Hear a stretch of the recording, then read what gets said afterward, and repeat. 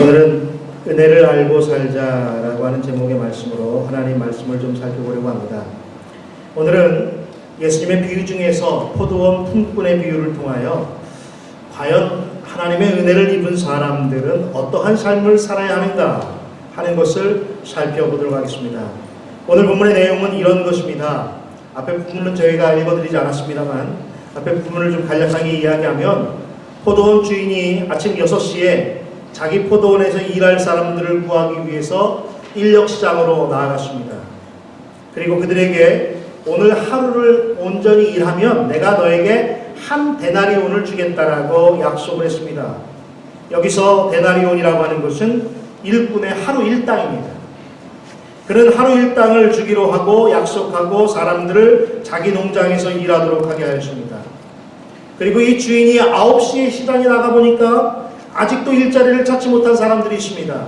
그래서 그들에게 일자리를 주고 내가 아주 상당히 너희들에게 일당을 쳐줄 테니까 와서 일해라 하고 약속을 하고 일을 시켰습니다.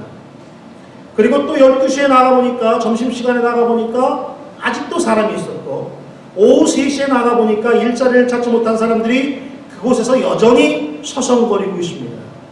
주인은 그들에게도 포도원에서 일자리를 만들어주고 그들로 하여금 일하도록 하겠습니다. 그리고 오후 5시가 되어서 또 나가보니까 아직까지 일자리를 찾지 못해서 하루를 그냥 굶어가야 하는 사람들이 있었습니다. 그래서 포도원 주인은 불쌍한 마음으로 자기 포도원에서 일하게 해 주었습니다. 이제 오후 6시가 되어서 일을 다 마치게 되었습니다. 이제 주인이 일당을 계산해 줍니다. 그런데 어떤 사람부터 줬냐면 맨 처음부터 일한 사람이 아니라 맨 마지막에 와서 일한 사람부터 일당을 쳐줬습니다. 1시간밖에 일하지 않았던 오후 5시에 온 사람들에게 얼마를 줬냐면 온전한 하루의 일당 전부를 다 줬어요. 한 데나리온을 다 줬습니다. 그랬더니 어떻습니까?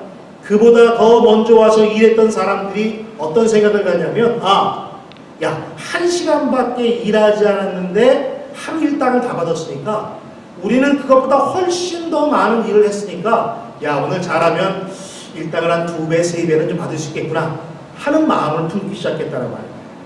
그런데 정작 자기들도 하루 일당밖에 받지 못하니까 주인을 원망합니다. 그리고 주인에게 항변합니다. 어떻게 1시간밖에 일하지 않은 사람들과 자기들을 동일하게 줄 수 있느냐? 자기들은 그보다 훨씬 더 많은 시간 동안 땀을 흘리고 이 무더위 속에서 일을 했는데 어떻게 1시간밖에 일하지 않은 사람에게 한 데나리온을 주는데 그보다 훨씬 더 많이 일하고 땀 흘린 나에게 똑같이 줄 수 있겠느냐? 항변을 하죠. 그래서 주인이 이야기합니다. 내가 먼저 온 너희들에게 하루 일당을 주기로 약속하고 일을 시켰다. 난 정당하게 너희들에게 약속한 대로 그 일당을 주었고 늦게 온 사람들에게 내가 너희와 똑같이 주는 것은 주인인 내가 내 마음대로 할 문제니까 너희들은 너희 일당이나 받고 가라. 내 돈 가지고 가라. 내가 주고 싶은 대로 주는데 왜 너희들이 그것을 가지고 문제 삼느냐. 영어로 한번 하면 mind your own business. 니가 알아서 하라 이거죠. 니들 각자. 니들 일이고. 오늘 이 품꾼들이 범한 오류가 과연 무엇일까요? 여러분 이 말씀을 들으면서 좀 이해가 되시나 모르겠습니다. 오늘은 주인의 은혜를 모르는 이 품꾼들의 오류를 통해서 오늘 우리들에게도 어떠한 교훈을 주시는가 하는 것을 살펴보려고 하는데 첫 번째 오류가 있습니다. 이 품꾼들이 어떤 오류를 범했습니까? 잘못을 했을까요? 그것은 초심, 처음 마음을 잃어버렸다는 거예요. 오늘 품꾼들을 보십시오. 그들은 어떤 사람이었습니까? 일거리가 없어서 인력시장에서 놀고 있던 사람들입니다. 일거리가 없어서 자기를 불러주는 사람이 없어 자기를 써주는 사람이 없어서 일을 하지 못하고 굶게 생긴 사람들입니다. 그런데 다행히 마음씨 좋은 포도원 주인을 만나서 일거리를 얻었습니다. 특히 6시에 온 사람들 말고 오전 9시, 12시, 3시, 오후 5시에 온 사람들을 한번 생각해 보십시오. 그들에는 일거리를 얻지 못해서 거리를 헤매고 다니는 사람들입니다. 오늘 하루를 일하지 않으면 하루 먹을 끼니 그것을 해결할 수 없는 어려운 상황 가운데 있습니다. 하루 일하지 않고, 그러니까 하루 일하고 하루 먹는 삶을 살아가는 사람들이 많다 보니까 오늘 일거리가 없으면 오늘 나와 내 집에 있는 가족들 모두는 다 굶어야 돼요.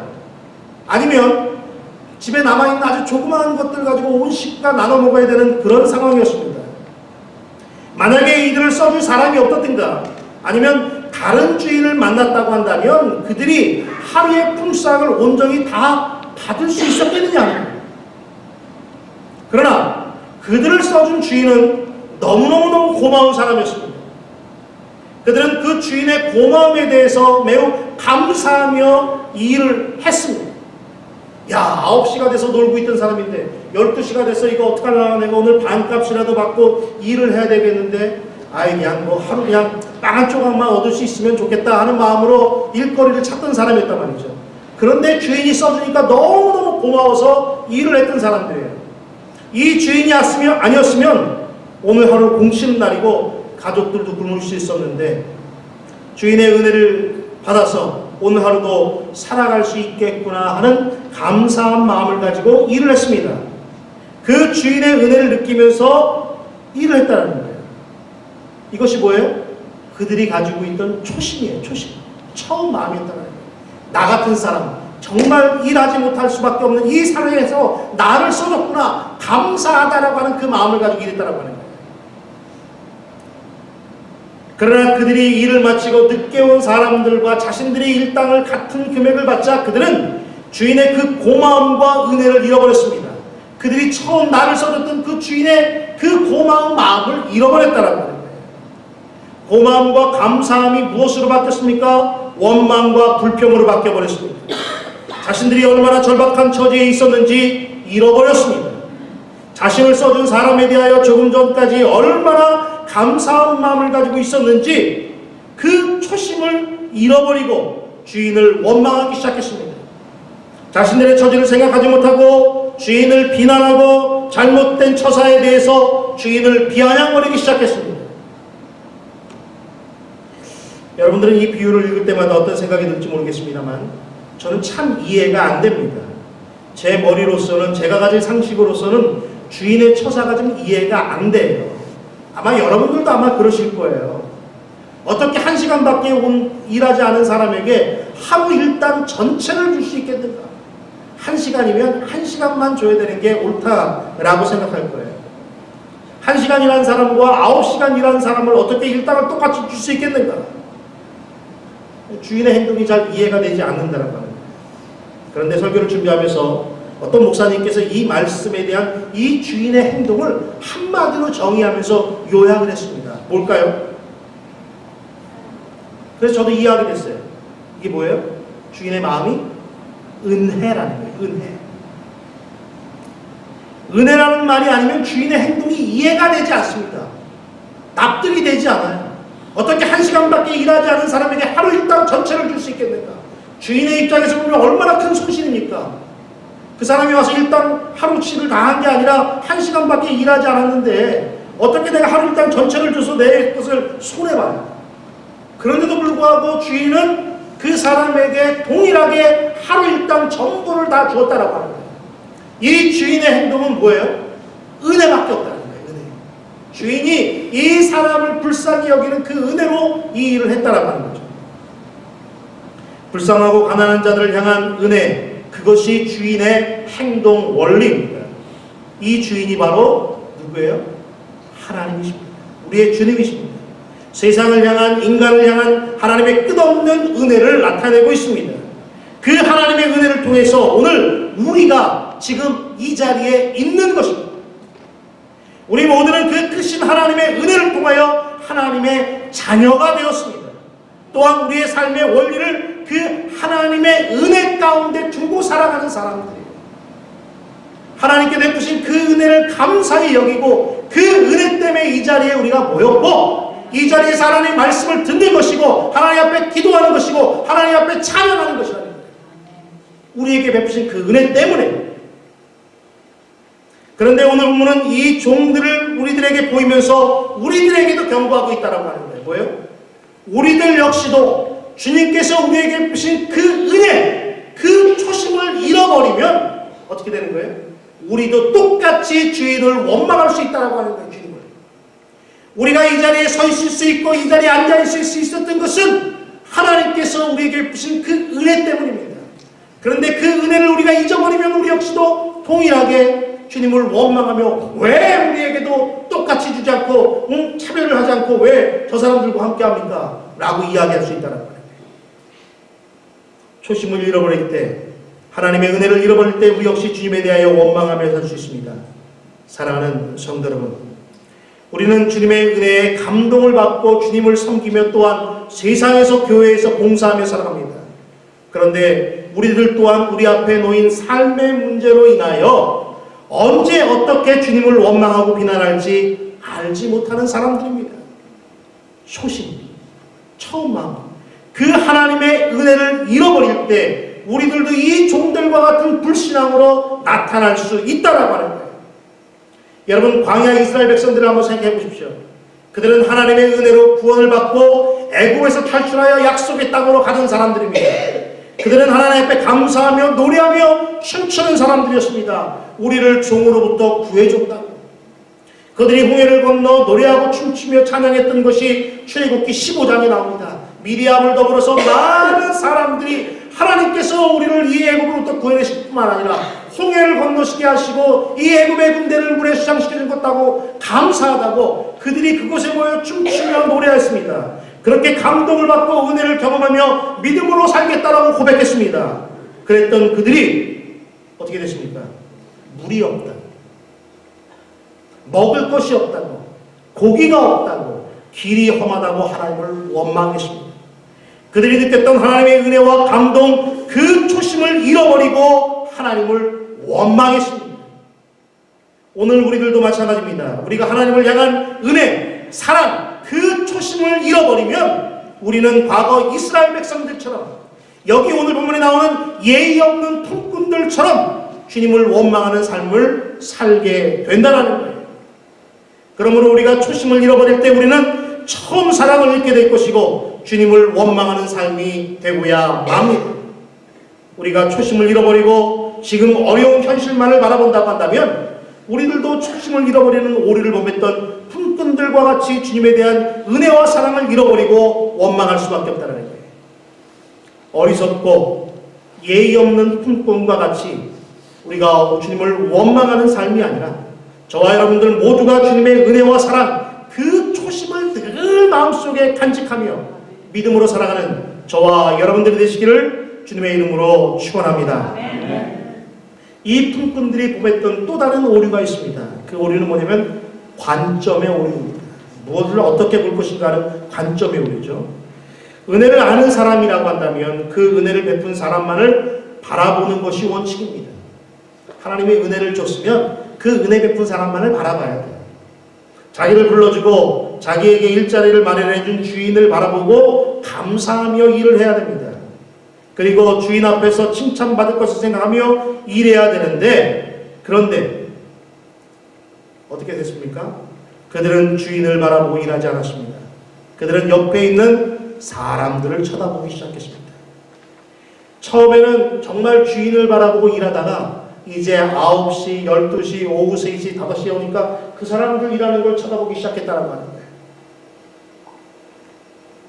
그들이 얼마나 받을까? 그들이 얼마나 일하나? 그들은 쉬고 있는지 않는지, 또 때를 피는 건 아닌지, 이런 것들을 바라보기 시작했습니다. 그러니까 나중에 온 사람들을 바라보며 원망하고 불평하는 거라는 거죠. 문제는 뭐예요? 부름받고 일하는 내가 누구를 바라보고 일해야 하는가 하는 거죠. 내 시선과 관점을 어디에다 두어야 하는가? 내가 주인을 바라보고 일을 해야 되는가? 아니면 내 옆에 나보다 더 늦게 온 사람들을 바라보고 일을 해야 되는가? 이 관점의 차이가 있다는 거예요. 교회 일을 할 때도 마찬가지입니다. 나를 불러서 하나님의 자녀 삼으신 주님을 바라보고 일해야 되는데 뭘 자꾸 보냐면 자꾸 옆에 있는 사람을 의식하기 시작한다는 말인데, 옆에 있는 사람. 그러면서 뭐 하게 돼요? 서로 비교한다는 거예요. 이 비교의식이 열등감으로 작용해서 열등감은 결국 나를 파괴하고 내가 속한 공동체를 파괴하기 시작합니다.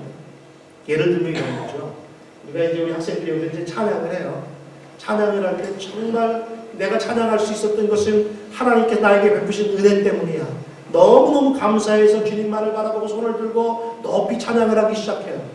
그러다가 옆에 사람을 보는 거예요. 얘는 손 안 들고 하나? 제가 나보다 더 목소리가 더 좋은 것 같은데? 하고 옆을 자꾸 비교하기 시작하다 보니까 제가 더 찬양을 잘하는 것 같기도 하고, 에이, 내가 소리를 좀 더 크게 내야지. 응? 뭐 하는 식으로 자꾸 옆 사람과 나를 비교하기 시작해버린다. 그러면 어떻게 돼요? 내가 주님을 바라보고 일했던 마음이 아니라 옆 사람을 바라보면서 자꾸 비교한다는 거예요. 사업을 하거나 장사를 하거나 학업을 하거나 아이들을 키우면서도 마찬가지입니다. 옆 사람을 의식하지 말아야 됩니다. 자기와 비교하지 말아야 됩니다.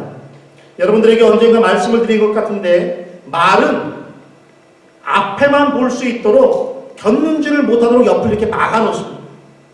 말이 자꾸 딴 데로 눈동자를 돌리지 않도록, 말이 앞만 보고 달릴 수 있도록 옆을 막아놓는 거예요. 그래서 앞만 보게 하는 거죠. 옆 보면 자꾸 어떻게 옆으로 가려고 그러고, 곁눈질하다 보면 넘어지려고 그러고 하기 때문에 그렇다는 거예요. 그렇습니다. 우리는 믿음의 눈을 하나님께로 고정해야 합니다. 신앙생활과 교회생활의 봉사도 마찬가지입니다. 하나님께서 베푸신 은혜와 감사의 마음으로 봉사하는 것이지 남들에게 보이려고 하는 것이 아니라는 거예요. 남들이 날 칭찬해 주는 건 별 의미 없어요. 예, 지금은 기쁘죠. 하나님이 칭찬해 주시는 것이 더 좋아서 하나님의 칭찬 받으려고 하나님 앞에 더 노력하고 봉사하고 수고하고 노력하는 거예요. 남들과 비교해서 하는 것도 아닙니다. 하나님께서 기뻐하시고 즐거워하시기 때문에 하나님만 바라보고 열심과 충성을 다하는 겁니다. 사랑하는 성도 여러분, 오늘 보면 우리들에게 우리의 신앙의 눈은 오직 하나님께만 집중되어야 함을 우리들에게 말씀합니다. 남을 의식하거나 남과 비교하는 것이 아닙니다. 내 믿음의 눈을 하나님께 고정할 때 옆에 있는 동료와 동력자들 그리고 이웃들을 진정으로 축복해주고 축하해줄 수 있습니다. 저와 여러분들 모두가 같은 하나님의 은혜를 받고 살면서 나보다 더 연약한 지체들을 살피고 보호하면서 하나님께서 그들에게 베푸신 더 큰 은혜를 진실한 마음으로 축하해주고 기뻐할 수 있는 성숙한 주님의 자녀들이 되시기 바랍니다. 아울러 곁눈질이나 남을 바라보는 것이 아니라 하나님께서 하나님께 우리의 믿음의 시선을 고정하고 하나님께서 기뻐하시는 일을 감당하시는 주님의 거룩한 자녀들 되시기를 주님의 이름으로 축원합니다. 이 풀꾼들이 범했던 세 번째 오류가 있습니다. 그 세 번째 오류를 이름하여 뭐라고 얘기하면 공로자 의식이라고 합니다. 오늘 본문을 보십시오. 그들은 주인에게 이렇게 말합니다. 나중에 온 이 사람들은 1시간만 일하였거늘 저희를 종일 수고와 더위를 견딘 우리와 같게 하셨습니다. 여러분, 이 말이 무슨 뜻인지 아십니까? 이 말이 어떤 의미예요? 그들은 주인에게 뭐예요? 받을 것이 있다는 거예요. 아니, 1시간밖에 일하지 않은 사람과 하루 종일 일한 나와 어떻게 똑같이 받을 수 있습니까? 주인이 더 줘야죠. 난 당신에게 더 받을 게 있습니다. 라고 하는 마음이에요. 내가 이 무더위에 땀 흘리고 수고하고 일했으니까 당연히 더 받아야 된다고 하는 거예요. 더 받아야 돼요. 나는 당당히 더 받을 만한 자격이 있는 사람이라고 생각하는 것입니다. 이런 의식을 뭐라고 얘기해요? 공로자 의식이라는 거예요. 공로자. 내가 공이 있다는 거예요. 내가 얼마나 땀 흘려 수고했는데, 내가 얼마나 열심히 일했는데 라는 의식이 많아질수록 나를 알아주지 않는 것이 원망스럽고 화가 나는 겁니다. 내가 어떠한 일을 했는지라는 의식을 가지고 자기의 업적을 마음속에 기록해 놓습니다. 그리고 이러한 업적을 알아주지 않으면 자기를 무시하거나 자기의 업적을 과소평가한 것이라고 생각하고 자신의 업적을 드러내려고 한다는 거예요. 그러다가 그 업적을 드러내는 일을 저지당하게 되면 그때부터 어떻게 되는 거예요? 그것을 저지한 사람이 뭐예요? 나의 적이 되는 거예요. 오늘날 교회 안에 이러한 공로자 의식을 가지고 있는 사람들이 많이 있어 왔습니다. 그래서 교회들이 문제가 있을 때마다, 교회가 분쟁이 있을 때마다 그 문제의 중심에는 항상 뭐가 있냐면 이 공로자 의식이라는 게 있다는 거예요. 내가 이 교회에, 내가 이 공동체에, 내가 이 가정에서, 내가 이 사업에서 얼마나 많은 일을 했는데 나를 무시해? 내가 이 교회에서 어떤 사람인데 나를 무시하고 나의 업적을 기려주지 않는다라고 불평하고 원망합니다. 목사님이나 교회가 이 공로를 인정해 줘야 되는데 인정해 주지 않으니까 어떻게 돼요? 목사님이 내 적이 되는 거고 교회가 내 적이 되는 거예요. 그래서 교회를 어렵게 하고 무너뜨리려고 했던 경우들이 지금까지 많이 와서 있어 왔다는 겁니다. 그런데 여러분, 바울은 로마서 1장 14절에서 이렇게 이야기합니다. 잘 들어보세요. 헬라인이나 야만이나 지혜 있는 자나 어리석은 자에게 다 내가 빚진 자라. 바울은 자신이 모든 일에게 빚진 사람이라고 하는 빚진 자 의식을 가지고 있었습니다. 공로자 의식이 아니라 내가 저 사람에게 받을 것이 있는 게 아니라 내가 저 사람에게 더 줄 것이 있는 빚진 자 의식을 가지고 있었다는 말입니다. 여러분, 바울은요, 그가 목회를 하면서 교회나 어떤 것도 사례비를 받지 않았습니다. 자기가 알아서 공양하면서 일했던 사람이에요. 자비량 선교했던 사람입니다. 그럼에도 불구하고 내가 저 사람들에게 빚이 있다고 생각했어요. 빚이 있다.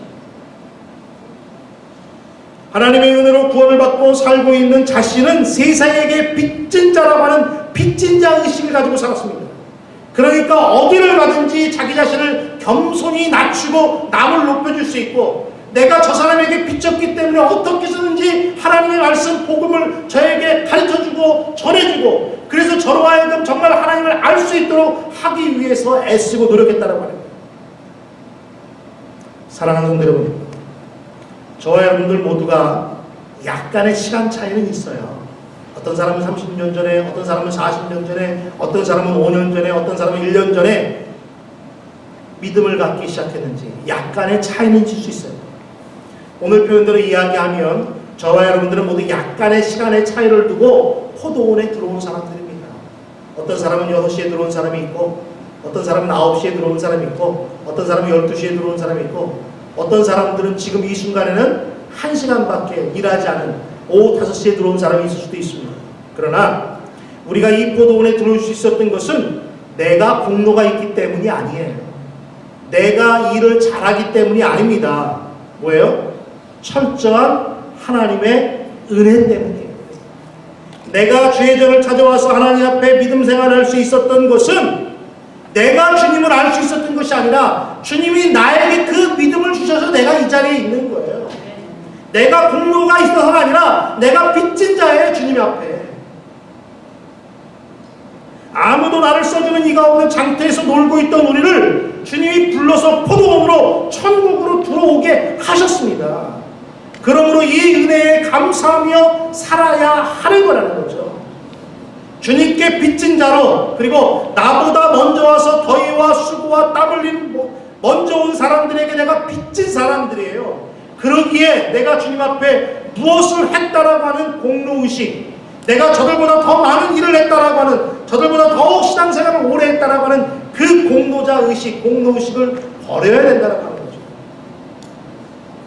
아무런 가능성이 없는 나를 주님이 불쌍히 여기셔서 우리는 그 은혜 가운데 사는 사람들입니다. 그 은혜만을 바라보고 살아왔습니다. 그리고 그 은혜만을 바라보고 지금도 살아가야 하는 사람들입니다. 나보다 먼저 온 사람들이나 나보다 늦게 온 사람에게 시선을 두는 것이 아니라 나를 불쌍히 여기신 그 은혜의 주님만을 바라봐야 합니다. 그 은혜를 가슴에 새겨야 합니다. 그럴 때 주님께서 기뻐하시는 참 하나님의 자녀가 될 수 있는 것입니다. 사랑하는 성도 여러분, 나를 죄에서 구원하신 그 은혜를 기억하시기 바랍니다. 그리고 주님만을 바라보시기 바랍니다. 공로자 의식을 버리고 철저하게 빚진 자로 사시기 바랍니다. 나는 빚진 자입니다. 주님에게, 세상에게, 우리 모두에게 나는 빚진 사람이에요. 이 빚진 자 의식을 가지고 교회 생활하고 봉사 생활하십시오. 하나님을 향하여, 이웃을 향하여, 교회를 향하여 빚진 자로 살아가십시오. 그럴 때 하나님의 은혜와 축복이 우리 인생들에게 차고 넘칠 것입니다. 하나님께서 수고와 그 수고의 갑절의 은혜를 우리들에게 채워 주시니 저와 여러분들 모두가 주님의 은혜를 기억하고 주님만을 바라보고 빚진 자로 주님과 교회와 세상을 섬기시는 하나님의 거룩한 자녀들, 그 축복의 섬김이 가득한 귀하고 복된 인생들 되시기를 주님의 이름으로 축원합니다. 기도하겠습니다.